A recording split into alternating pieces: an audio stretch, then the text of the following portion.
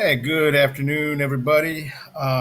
Just wanted to, this is a pretty, you've all done these ed puzzles, so I'm not going to waste too much of your time listening to this video. But remember, you're going to have to go to to whatever date this is. I think it's going to be March the 16th when this is going here.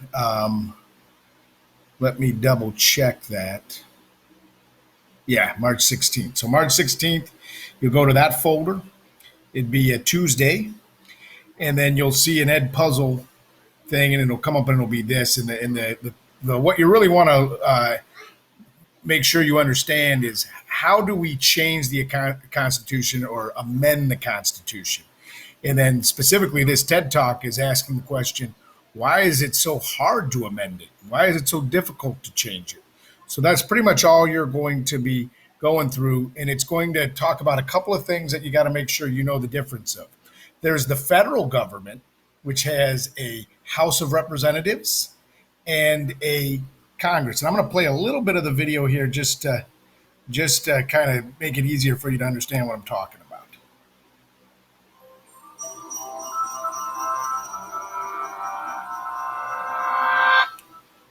When it was ratified in 1789, the U.S. Constitution didn't just institute a government by the people.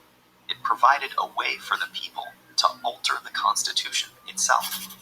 And yet, of the nearly 11,000 amendments proposed in the centuries since, only 27 have succeeded as of 2016. So what is it that makes...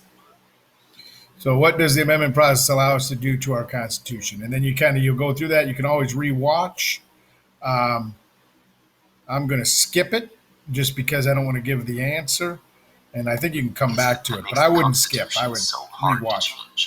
In short, it's creators. The founders of the United States were trying to create a unified country from 13 different colonies, which needed assurance that their agreements couldn't be easily undone. So here's what they decided. For an amendment to even be proposed, it must receive a 2/3 vote of approval in both houses of Congress.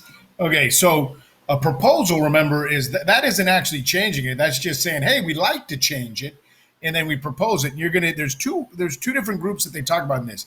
There's the U.S. Capitol, which is the Capitol building that was attacked on January 6th, just to make it simple for you. Those two groups are called the Senate and the House of Representatives. So you can get a 2/3 of those to agree on something. And then there's also something else called the state legislatures. That means every state has their own. Our Capitol building, I'm sure you've seen, is in Austin. And so there's 50 of those. So when they talk about state legislatures, they're talking about Austin. When they're talking about the House of Congress, they're talking about, when they're talking about Congress, they're talking about Washington, D.C. And when they talk about state legislatures, they're talking about Austin. Okay? And that's pretty much it. You go through and you watch the video. And then remember, if you don't know it, just rewatch it. It's only 4 minutes long. So it's not a big deal. It lets you hit that button that says rewatch. Don't turn it in if you don't. I mean, don't answer the question if you don't know it. You go back just like you would reread a portion of of a textbook that you don't know. Okay, so that's about it. Good luck to you, and hopefully this won't be too difficult for you. This is again more 8th grade stuff, but it's important for the process of our government.